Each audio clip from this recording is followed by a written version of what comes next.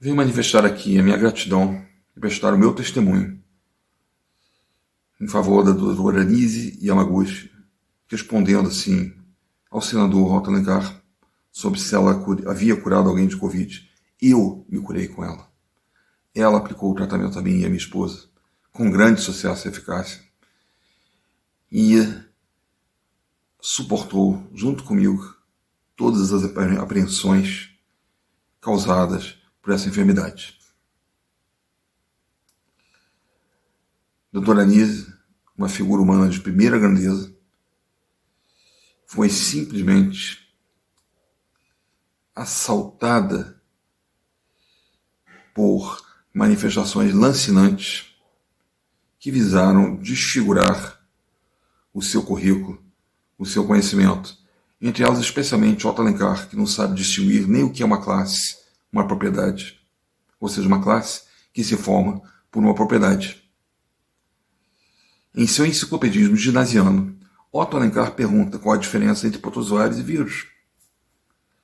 E a doutora Anise responde, enunciando as propriedades que os caracterizam, as propriedades que os fazem pertencer a uma classe. Muito bem.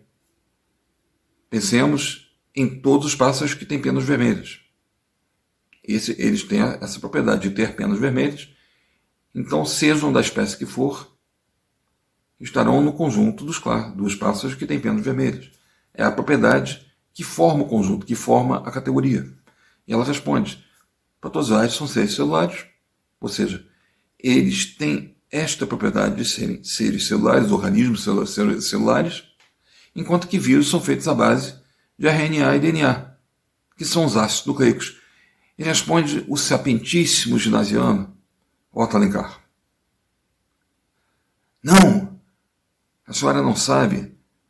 O vírus é um composto de ácido nucleico envoltos num capsídeo. Olha, respondeu a mesma coisa. Pouco importa se ele é envolto num capsídeo ou na sacola de tiracolo comprado na feira hippie. O que importa é feito à base de RNA e DNA.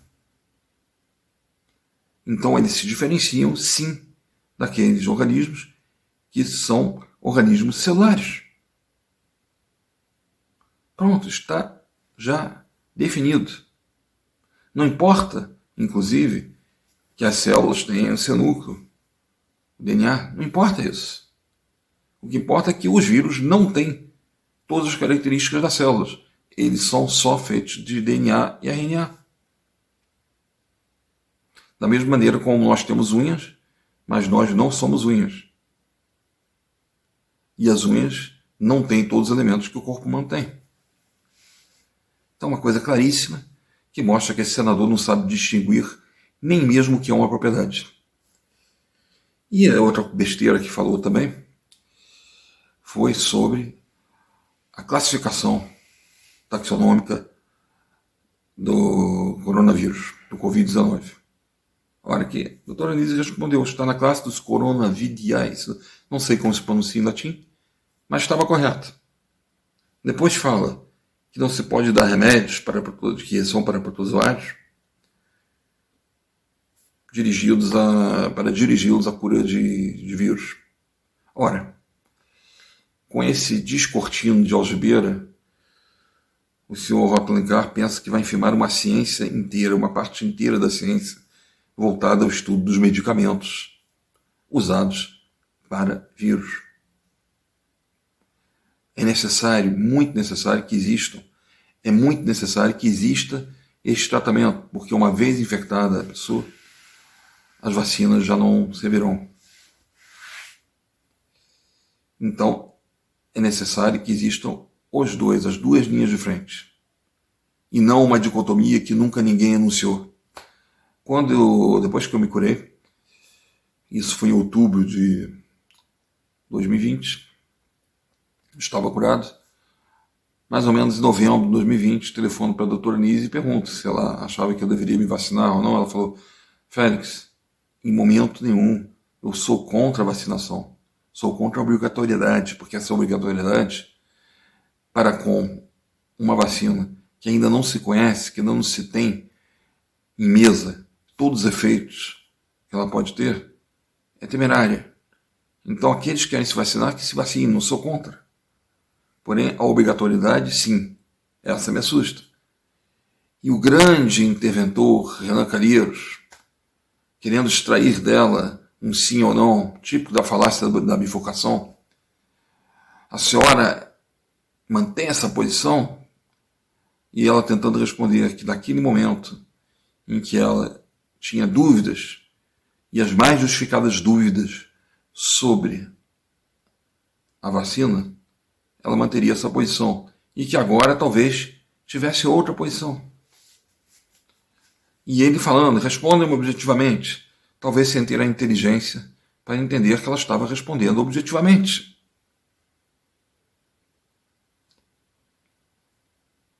Então, essa CPI, ela tem mostrado única e exclusivamente uma coisa, e essa coisa é que a demagogia não pode inteligir a ciência, que a ciência não é inteligível pela demagogia. Agora os senadores ganham foro de analistas científicos. Vamos mandar para eles daqui a pouco as grandes questões da ciência para eles resolverem. Eles vão resolver a relação da teoria da relatividade com a mecânica quântica, como deve ser. Vão resolver também a conjectura de Goldbach. Vão resolver sobre a matéria escura. Vão resolver sobre uma série de coisas. Não conseguem entender sequer que a ciência é chamada também de ciência empírica. E ela começa na indução, na observação dos fatos reiterados no mundo circunstante para extrair princípios, e daí ela os articula logicamente. Mas a ciência é a ciência empírica, ela começa sempre na observação do mundo natural, que é seu objeto, das relações existentes entre os fenômenos do mundo natural, sendo capaz assim de previsibilidade, sendo capaz assim de qualificar adequadamente essas relações e os fenômenos que se produzem dentro delas, por ela, através delas. Isso aí é a ciência. Não sabe entender sequer isso, ou seja, a cloroquina ainda é uma questão em aberto, com diversas teses científicas, e sim, com meta-análise, outra coisa que o Otto Alencar pronunciou como se fosse um grande conhecedor, há o reexame por pares, por outros cientistas, por comunidades científicas, desses estudos, e não conseguiu chegar a uma conclusão. Então, para eles, negacionismo da ciência, na verdade, não é negar o conhecimento que avalia essas interações dentro do mundo natural. Para eles, negacionismo é negar a tese que eles querem que seja verdadeira, sem ter, no entanto, lastro nenhum para avaliar isso. E fala Osmar Assis sobre a voz de Nise Yamaguchi. Ela está aqui, ela está enganando todos aqui, não acreditem nela, porque nós sabemos que o certo é a vacina. Você sabe o quê? Você não sabe nada. Nem em engenharia parece que você tem expertise, apesar de ser formado. Dizem que demorou 14 anos para se formar, não sei se isso é verdade. Otto Alencar, um currículo de 3 linhas, talvez até de 2 só, porque estão dizendo por aí que é possível que não seja formado, que não seja realmente ortopedista, isso não sei. Mas sei que se formou, fez a graduação na faculdade e quase nada, enquanto a doutora Nise tem doutorado em pneumologia, mestrado em imunologia, ou talvez seja o contrário, aulas em Harvard, é membro de uma série de sociedades científicas, participou de diversos congressos. Você tem um currículo que talvez seja um dos maiores da América Latina. E vem aqui esse sujeito que nunca produziu nada intelectualmente, querendo sombrear com ela, querendo intimidar, não lhe deixando concluir. Isso aí é, inclusive, algo que me deixou estupefato, porque, estando ali como convidado, não era obrigado a responder nada. E se fosse testemunha, com ou sem habeas corpus, pode calar-se, porque ninguém é obrigado a produzir provas contra si mesmo. Com o advento da Constituição de 88, aquilo que está no artigo 5º dos Direitos e Garantias Fundamentais, no inciso 63, que é o direito do preso ficar calado, ele concentra nisso o universo defensivo, o direito de não produzir provas contra si mesmo. Então, acabou já no Brasil há muito tempo a ideia de que ficar o preso calado poderia ser algo interpretado contra ele. Acabou. A pessoa não é obrigada a responder nada que possa redundar numa prova contra ela mesma. Não existe aqui no Brasil o perjúrio. O réu aqui pode até mentir, mas não é nem o caso da doutora Anísia. O caso é, na medida em que me interrompem e que não me deixam concluir nada do que eu vou falar, estão, então, tecendo algo que poderá ser usado contra mim. Estão deformando, não me deixam concluir. Então, por aí, eu, se estou nessa CPI ao lado da doutora Anísia, farei isso, se eu estiver. Um dia, se tiver essa graça de estar do lado dela. E qualquer advogado deve fazer a mesma coisa, ou seja, exercer ali o seu mundo, não é responder por ela, mas sim preservar os direitos de sua constituinte, de sua cliente. Deveria ter o advogado feito essa intervenção e falado, acabou aqui. A doutora Anísia não vai responder mais nada, porque não estão deixando responder. Estão fazendo um degrau trepado sobre o outro em cada coisa que ela vai falar. E por isso tivemos essa mise-en-scène lamentável de quinta categoria do senador Otto Alencar. Agora ele acabou de fazer a mesma coisa com o ministro Queiroga. O senhor leu a bula? Lá vai o pequeno homenzinho de Estado, o pequeno homenzinho estatal, perseguindo detalhes. Ora, o ministro, ele é ocupado da logística, da distribuição, de adotar as políticas e tem um órgão encarregado de fazer essas análises. E o mais patético, o mais hilário, seria lendo uma bula que o homem seria então ministro. Isso que eu faria um ministro, ler bula de remédio. Não é preciso sequer ser médico para ser ministro da saúde. Não é sequer preciso ser médico. É preciso sim ter a assessoria, a capacidade de coordenar as ações de saúde. Muito melhor seria termos um médico do quilate da doutora Anísia para esse cargo. Muito melhor.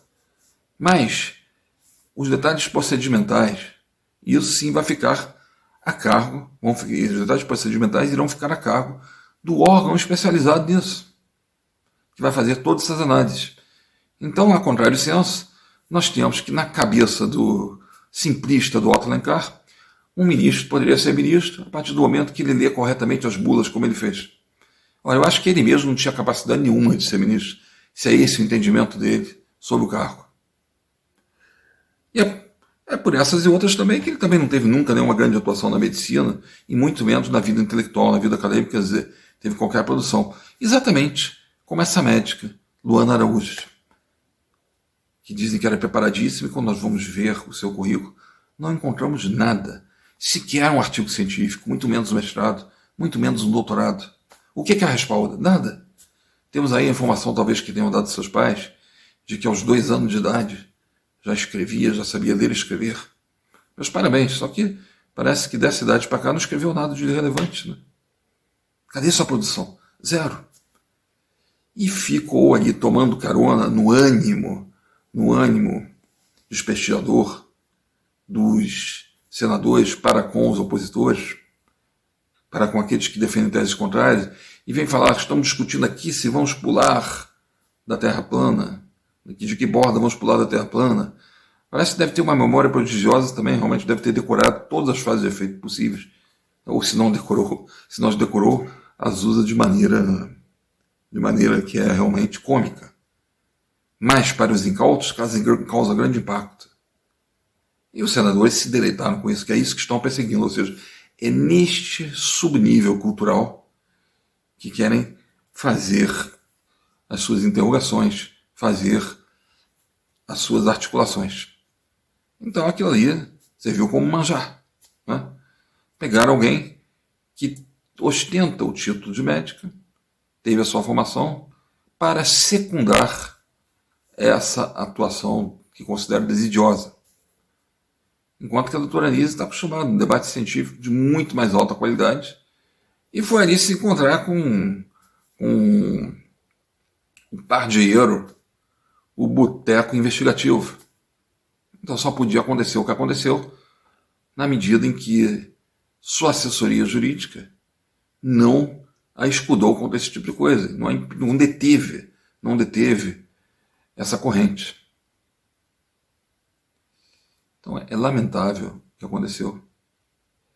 E eu venho aqui hipotecar a doutora Anísia toda a minha gratidão a minha consideração, o meu carinho, por que não dizer mesmo a minha devoção à pureza que essa pessoa apresenta. Realmente é um espetáculo de... A palavra certa seria difamação, né? É um espetáculo de difamação in loco, assim, presencial, né? Na frente da própria pessoa, que nada pode fazer, né? Um espetáculo lamentável. O ministro Alexandre de Moraes abriu a caixa de Pandora do abuso de poder. Ele instaurou um inquérito com base numa regra que nunca poderia consubstanciar a justificação desse inquérito. Há prisões para pessoas que não tiveram acesso ao próprio inquérito, contrariando assim o próprio STF. Determinou a prisão de um parlamentar que seria inviolável por palavras e atos. E nisso tudo, ele é amparado por um corpo legislativo que certamente tem medo do que lhe pode acontecer pelos processos nos quais, ou seja, seus membros têm medo do que lhes pode acontecer pelos processos nos quais estão envolvidos. Então, o circo intimidatório ficou realmente agora ostensivo, ficou instrumentalizado. E por isso nós vemos na CPI ameaças de prisão, porque sabem que nada vai acontecer com quem for eventualmente preso, assim como nada acontece com quem é preso por ordem do STF. Ou seja, a reciprocidade colaborativa parece que está grande nesse sentido, mas nenhum faz nada contra o outro, enquanto isso, os dois juntos seguem dentro desse teatro de depredações dos currículos e da reputação de quem é opositor ao que eles estão falando. E nós estamos aqui mergulhados, trancafiados nessa realidade medonha. É realmente lamentável o estado a que chegamos. Doutora Anísia, tenho aqui a minha homenagem, a minha gratidão, o meu inteiro agradecimento pelo fato de uma pessoa como a senhora existir, uma pessoa que engrandece todo o corpo médico de qualquer nação. Meu muito obrigado.